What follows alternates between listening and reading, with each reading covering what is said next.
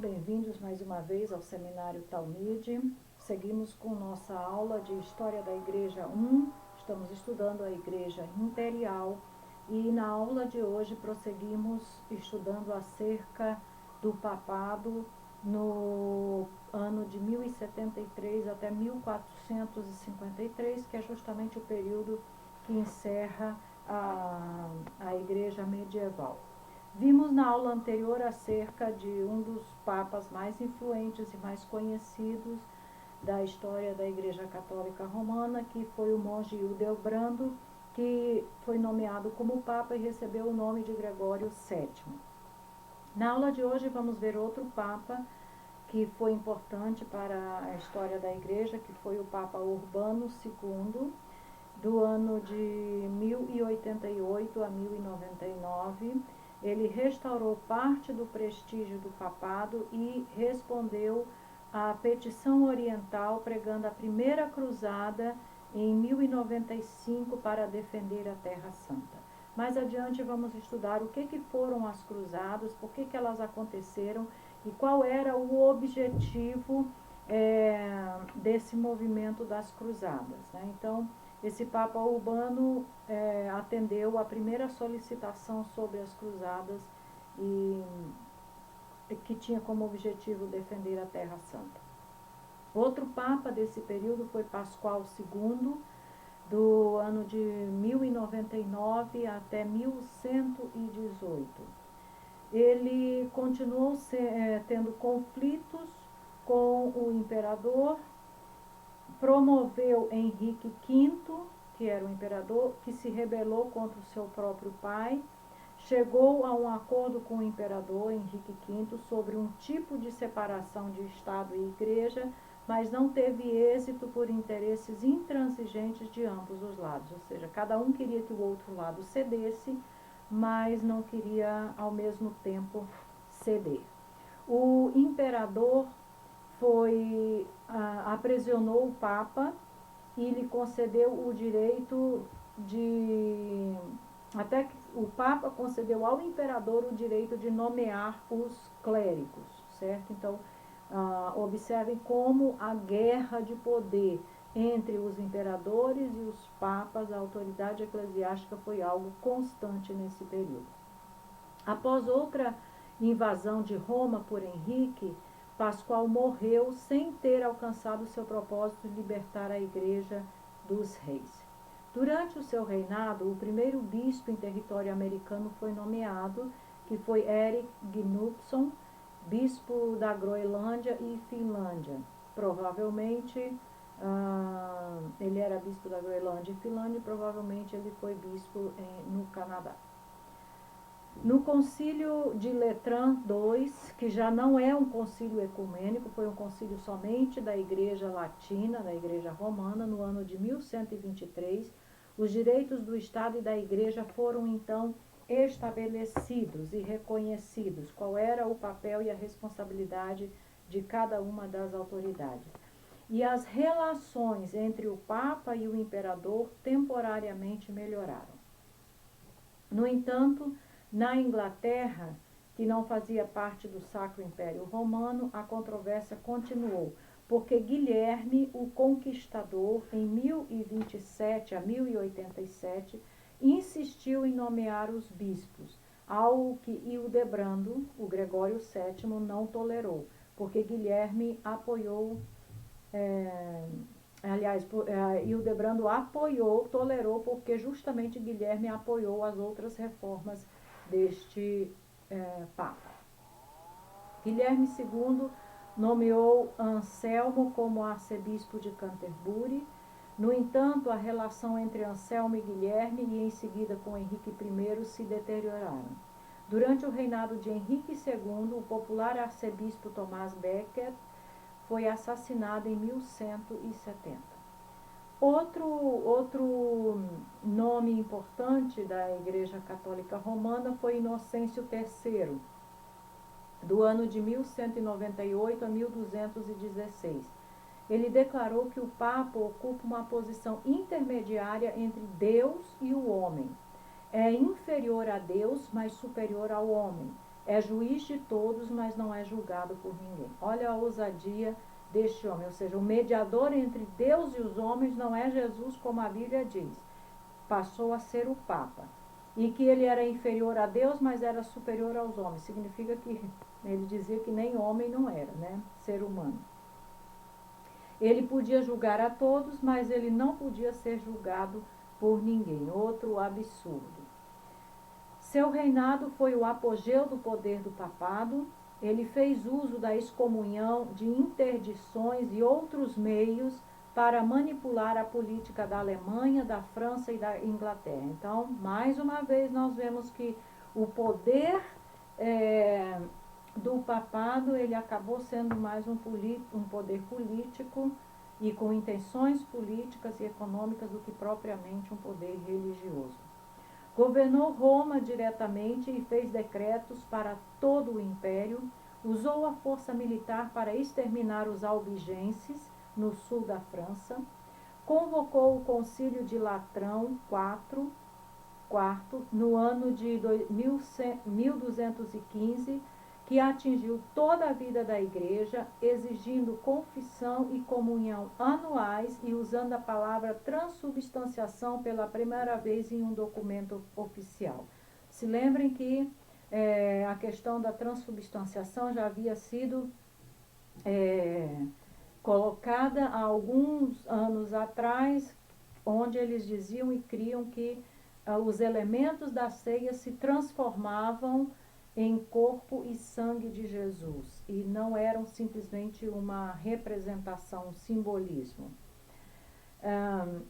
Promoveu a Quarta Cruzada, em que Constantinopla foi capturada no ano de 1204, e impuseram o Império e a Igreja Latina, que durou até 1261, prejudicando ainda mais as relações entre a Igreja Ocidental e a Igreja Oriental, e enfraquecendo dessa forma o poder de Constantinopla. O poder centralizado e a opulência da Igreja Romana provocou algumas reações que antecipavam a reforma do século XVI. Então, todo esse contexto, todos esses acontecimentos, todos esses fatos no decurso da história da igreja, e especialmente os acontecimentos desses 1000 anos da igreja medieval e da Idade Média, acabaram contribuindo para a reforma protestante. Outro Papa que temos que mencionar foi o Papa Gregório IX, do ano de 1227 a 1241, que estabeleceu a Inquisição para combater a heresia e restaurar os hereges à igreja. No entanto, caiu em muitos abusos. E eu recomendo que você leia e estude um pouco mais sobre a Inquisição. O que foi a Inquisição? Foi um movimento, foi um tribunal, na verdade, criado pela igreja com a intenção de combater as heresias. O que era considerado heresia pela igreja romana? Tudo aquilo que, qualquer afirmação, qualquer pensamento que fosse contrário àquilo que a igreja dizia como verdade, estabelecia como verdade, era considerado heresia. E qualquer um que afirmasse ou dissesse qualquer coisa contrariando aquilo que a igreja pregava e cria, era considerado herege. Então, esse tribunal, ele tinha a intenção justamente de, não era só de julgar e condenar ou absolver os que eram acusados como hereges. Ele caçava mesmo as pessoas. Ele tinha vários mecanismos para isso. Um deles era o Index, que era uma lista de livros proibidos, que não podiam ser imprimidos, não podiam ser lidos. Entre eles estava a Bíblia. A Bíblia não podia ser impressa nem lida, era um livro proibido. E qualquer escrito contrário ao que a igreja acreditava. Inclusive os escritos científicos. E, tanto é que a Inquisição condenou cientistas famosos, como Galileu Galilei, como Erasmo de Roterdã, que foi um escritor famoso da época, uma pessoa que influenciou bastante também, acabou influenciando a reforma, e muitos outros. Então, tudo que se opunha ao o que a igreja dizia ser a verdade era considerada heresia.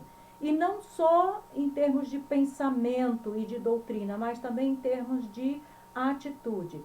Quem não queria fazer parte da vida da igreja, ser, digamos assim, membros da igreja, comungar com essa igreja, era considerado também como um herege. E aí entravam os muçulmanos, entravam os judeus e posteriormente também os cristãos reformados. Todos aqueles que aderiram à reforma e defendiam a reforma foram caçados pela Inquisição e perseguidos. E uma coisa que era interessante, se qualquer pessoa suspeitasse de alguém, não precisava ter prova, se houvesse qualquer suspeita, tinha que denunciar a pessoa, não importava quem fosse, podia ser família, vizinho, amigo, porque se não denunciasse, a pessoa também podia ser condenada como herege. E a Inquisição era um tribunal extremamente injusto, porque, na verdade, eles torturavam as pessoas a tal ponto que ou a pessoa confessava que era culpada ou confessava que era culpada. Não havia outra opção. Não adiantava dizer que era inocente, não adiantava dizer que não concordava com aquilo. Os que realmente eram considerados hereges porque pensavam diferente da igreja, ainda que negassem a sua fé para ter a sua penalidade amenizada, tinham que negar a sua fé, negar o que tinham dito, e mesmo assim sofriam muitas torturas e tinham enormes sanções. Então, a Inquisição tinha tanto poder que eles podiam invadir casas, vasculhar tudo, eles tinham autoridade para confiscar os bens. Qualquer pessoa que fosse considerada suspeita de heresia, os bens eram confiscados, então a pessoa perdia tudo. Eles se sentiam realmente no direito de dispor da vida das pessoas. E as torturas usadas para fazer as pessoas confessarem, negarem a fé e confessarem, admitirem que a igreja estava certa e que a verdade da igreja era correta, eram absurdos. Você pode pesquisar na internet, tem fotos, tem imagens, tem desenhos, tem ilustrações que mostram os instrumentos de tortura que eram usados. E uma coisa importante é que não escapava ninguém. Não havia, não tinha castigo ou tortura mais leve, não importava se era homem, se era mulher, se era criança ou se era idoso. Uma vez que fosse acusado de ser herege, estava perdido. Sobreviver à Inquisição era algo quase que impossível. E a penalidade final era ser queimado vivo em praça pública para exemplo de todos. Então, houve muitos que, com uma fé verdadeira, autêntica, que não concordavam com os erros e com os abusos e com as práticas desta igreja, que desejavam realmente conhecer a verdade, que pregavam a verdade e que morreram nas chamas da Inquisição. Então, foi um capítulo assim, um instrumento horrível que a igreja utilizou, né? A força, a tortura e para alcançar os seus objetivos. Inclusive, os jesuítas foram um dos exércitos da Igreja Católica com relação à Inquisição, para ajudar nisso. Posteriormente, um dos países onde a Inquisição foi fortíssima, talvez o país onde ela teve mais poder e mais influência, foi na Espanha. Por quê? Porque os reis espanhóis, que eram católicos, se utilizaram também da Inquisição para estabelecer o seu governo, o seu império e a sua força política. Então, juntou a força dos reis espanhóis com a Inquisição, que era da igreja, para alcançar os seus objetivos, tipo moeda de troca. Um ajudava o outro e o instrumento para isso era justamente a Inquisição. Então foi algo assim terrível que aconteceu, é um fato real. Depois, e com relação aos jesuítas, era algo assim tão terrível que os jesuítas posteriormente foram expulsos de vários países por causa dos seus métodos e por causa da sua ligação com as práticas da Inquisição. Outro papa importante foi Bonifácio VIII, do ano de 1294 a 1303, que marcou o declínio do poder do papado. A França exercia muito poder sobre a igreja e o rei Filipe da França prendeu brevemente Bonifácio em 1303.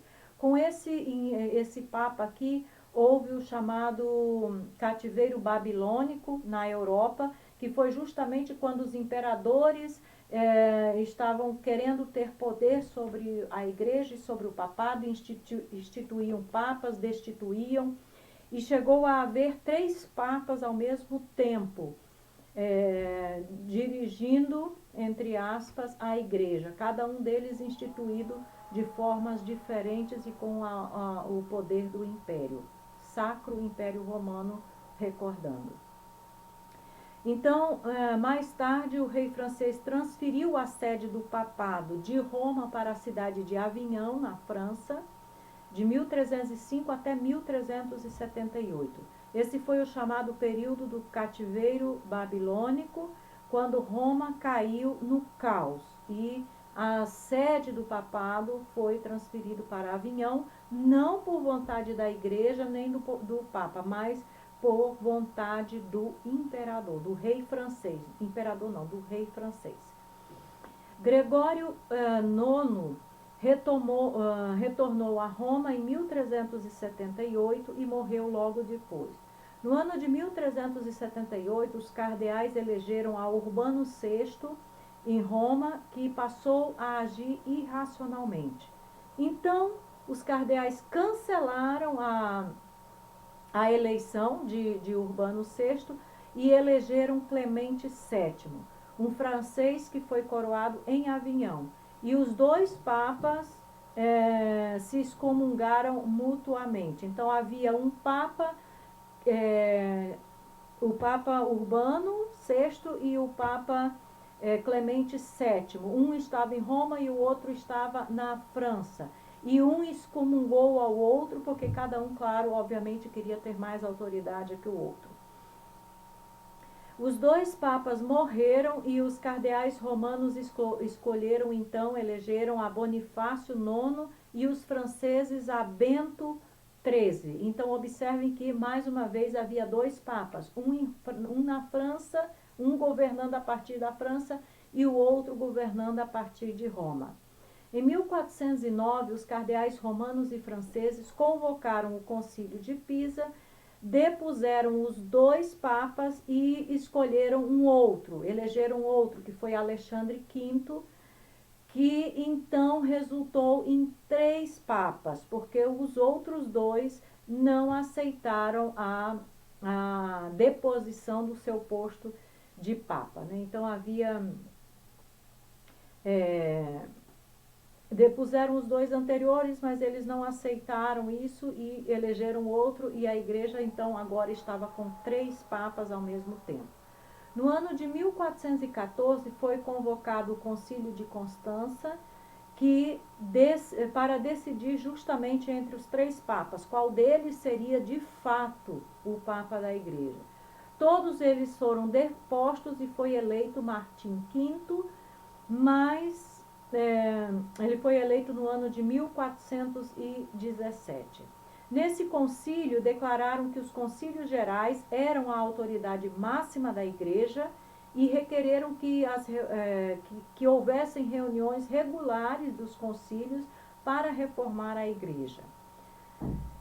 Então, com isso, se decidiu que não eram mais os imperadores ou qualquer outro que nomearia e escolheria os papas, mas que a autoridade máxima sobre a igreja para afirmar a autoridade do papa eram os concílios. A resistência dos papas aos concílios deteve efetivamente a reforma da igreja e abriu o caminho para a reforma protestante. Obviamente, eles não queriam estar sujeitos à autoridade destes concílios. E nós observamos também que o Martim V, que foi esse papa eleito neste concílio, e os seus sucessores tentaram de todas as formas minar e impedir o trabalho dos concílios para reformar a igreja e dessa forma tentar restaurar o poder e a autoridade perdida dos papas. Outros personagens importantes nesse período: Anselmo, que foi arcebispo de Canterbury no ano de 1033, ensinou a doutrina da morte vicária de Cristo. Em seu Cur Deus Homo, que é uma obra que ele escreveu, demonstrou a necessidade da encarnação para que houvesse satisfação suficiente. Ele desenvolveu a prova ontológica da existência de Deus. Outro nome importante foi Abelardo, em 1079 a 1142. Era um pensador brilhante que conseguiu muitos inimigos, demonstrando os erros dos outros e especialmente da igreja. Ele se apaixonou por uma jovem chamada Heloísa, mas o relacionamento deles terminou tragicamente. Bernardo de Claraval o atacou e o condenou como herege em 1141, embora mais tarde tenha sido restaurado. Ele desenvolveu a teoria moral da expiação e exaltou o uso da razão acima de argumentos de autoridade. Outro pensador importantíssimo, e esse nós podemos dizer que foi o mais importante desse período, foi Tomás de Aquino, de 1226 a 1274. Ele definiu a teologia da atual Igreja Romana e até hoje é o teólogo mais importante da Igreja Romana. O escolasticismo, que era justamente a teologia que ele defendeu, que ele formou e que é a teologia da Igreja Romana. O que é o escolasticismo? É a doutrina de pensamento teológico e filosófico que buscava explicar os fenômenos religiosos por meio da filosofia e da razão, e não só pela fé. É uma combinação da filosofia de Aristóteles com a teologia. O tomismo, como é conhecido a teologia de Tomás de Aquino, ensina que algumas verdades estão ao alcance da razão, enquanto outras têm que ser reveladas. A existência de Deus é verificável por argumentos racionais, e ele deu 5 argumentos. O movimento, causa e efeito, existência ou contingência necessária, gradação e design do universo. Em 1879, Leão XIII declarou que a teologia de Tomás de Aquino é a teologia oficial da Igreja Romana. Outro personagem importante desse período é Francisco de Assis. Estabeleceu a ordem franciscana em 1210 e Domingo a ordem dominicana em 1215. Foram dois movimentos monásticos importantes na Igreja Católica Romana e que subsistem até os dias de hoje, certo? E que tinham também um enfoque um pouco diferente das práticas da Igreja Católica. Outro personagem importante foi Frederico I, conhecido como Barba Roxa, de 1152 a 1190. Foi o imperador mais forte desde Carlos Magno e foi uma ameaça constante à independência da Igreja e dos outros estados da Europa, porque a intenção era formar novamente um grande império. Causou um cisma na Igreja que durou 20 anos e produziu papas e antipapas. Frederico morreu na Terceira Cruzada. Então, na próxima aula, nós vamos estudar acerca das cruzadas. O que foram, quais foram e quais os alvos, os sucessos ou fracassos que alcançaram. Até a próxima aula, que o Senhor te abençoe.